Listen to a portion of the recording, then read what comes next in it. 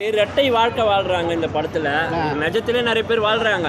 இப்போ பார்த்தீங்கன்னா full and ஃபுல்லாக அவங்க பேசுகிற பேச்சு எல்லாமே நடிப்பாகவே இருக்குது. அதாவது உதாரணத்துக்கு போலீஸ்காரங்க கிட்ட பேசுகிறது, ஜனத்துக்கிட்ட பேசுகிறது, தன்னோட கள்ளக்காதலிக்கிட்ட பேசுகிறது, எல்லாமே நடிப்பாக இருக்குது. அதை பற்றி என்ன நினைக்கிறீங்க? அது அந்த காலத்துலேருந்தே இருக்காது. கண்டிப்பாக அந்த காலத்துலேருந்து இருக்குது. யாருக்கு இல்லைன்னு சொல்லுங்கள், எல்லாத்தையுமே இருக்குது. அவங்க சொன்ன ஆளப்புறம் நான் யாரும் சொல்லக்கூடாது, அவங்களை கொச்சைப்படுத்தக்கூடாது. ஏன்னா அவங்களாம் இறந்து போயிட்டாங்க, வாழ்ந்துக்கிட்டு இருக்காங்க, அவங்க படங்கள்லாம் வாழ்ந்துக்கிட்டு இருக்காங்க. ஸோ ஆனாலும் பார்த்தீங்கன்னா நிகழ்கால நடிகர்களுக்கும் இது மேட்சிங் ஆகுதா? கண்டிப்பாக மேட்சிங். அதாவது நடிகன் அவ்வளோதான், நடிகன் தான். அவனுடைய உள்ள என்னெல்லாம் பிரதிபலிக்க முடியுமோ அதை பூரா கரெக்டாக பிரதிபலிச்சிருக்கான்னு சொல்ல முடியும். அந்த வகையில் வந்து துல்கர் சல்மான் வந்து நிறைய வந்து இதில் வந்து என்ன சொல்கிறது, ஃபீல்டு ஒர்க் நிறைய பண்ணி இந்த படத்தை பண்ணியிருக்கான்னு நினைக்கிறேன்.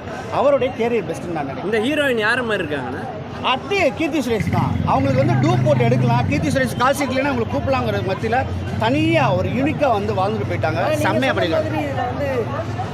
கேமரா ஆஃப் பண்ணணும் நடிக்காதனால. ஆமாம், இதில் ஒரு வார்த்தைகளும் செருப்பால் அடிச்ச மாதிரி கேட்டிருக்காங்க. உண்மையிலே இது ஒருத்தருக்குமே ஒரு பாடமாக தான் இருக்குது. ஏன்னா கேமராக்கு பின்னாடி நடிக்கிறவங்க நிறைய பேர் இருக்காங்க. நான் பார்த்துருக்கீங்களா?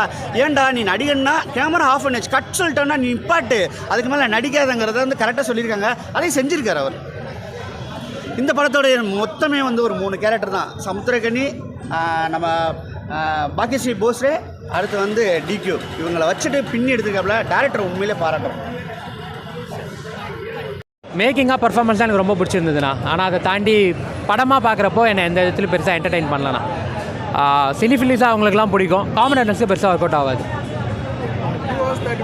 நான் 2 hours இந்த படம்லாம் அதிகம்ண்ணா ஆக்சுவலாக. ஏன்னா நம்மளுக்கு இந்த படம் எதை நோக்கி போகுது எல்லாமே தெரியும். நம்மளுக்கு புதுசாக எதுவும் எக்ஸைட் பண்ண போகிறது இல்லை. பர்ஃபார்மன்ஸ் அண்ட் மேக்கிங்கில் தான் அதை எக்ஸைட்மெண்ட் கொடுக்க போகிறாங்க. அது கொடுத்துட்டாங்க. 2 hours 40 minutes கிட்டத்தட்ட படம்னும் போது அது ரொம்ப பெருசாக செகண்ட் ஆஃப் கம்ப்ளீட்டாக லேகு தான். ரொம்ப பொறுமையாக சோதிக்குது, பயங்கரமாக தலைவலிக்குது, அந்த அளவுக்கு இருக்குது. ஸோ ஒரு ஆக்சுவலாக எம்கேடி தியாகராஜ் பாவத்தோட ஸ்டோரி அவரோட மேக்கிங். ஆனால் அது கிடையாது. அது வந்து வேறு விதமாக கொண்டு போய் அதோட சாராம்சத்தை மட்டும் எடுத்துகிட்டு பண்ணியிருக்காங்க. ஒரு கொலை, 2 ஆண்களோட ஈகோக்கு நடுவில் ஒரு பெண் எப்படி பலியாகிறான், அதுதான் கதை. அது ஒரு படம் முழுக்க சொல்லியிருக்காங்க. அது பெருசாக ரொம்ப சோதிக்குது ஸ்க்ரீன் பிளே. ப்ரோ நார்மல் ஆடியன்ஸே பார்க்க முடியாது, ஃபேமிலி ஆடியன்ஸ் தர கஷ்டம் ப்ரோ. பொறுமையாக ரொம்ப சோதிச்சிரு ப்ரோ.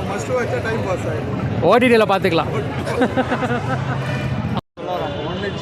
ஆன்லைன் ஸ்டோரியா? படம் வந்து அந்த சொல்லுவாங்கள்ல, நம்ம நிறைய பேருக்குள்ள பிரச்சனை இருக்கும், நம்ம சொந்தக்காரங்க கூட பிரச்சனை இருக்கும்.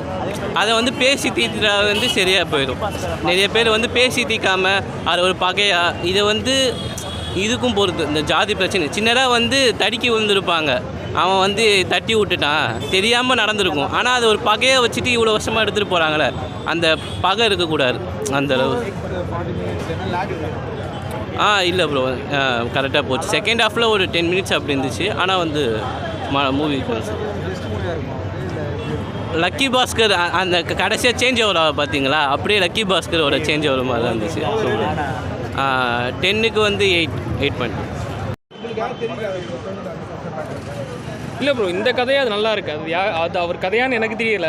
இந்த கதை நல்லா இருக்குது பார்க்குறது. படமே ஸ்லோவாக தான் ப்ரோ இருக்கு, நல்லா இருக்கு பார்க்க.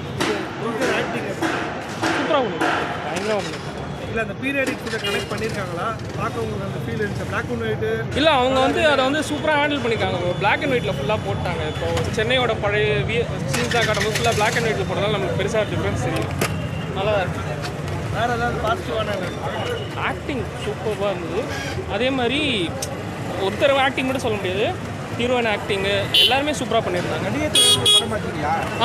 நடிகர் எல்லாருமே ஒரு படம் பார்த்தீங்களா? படம் நடிக்கப்படணும்.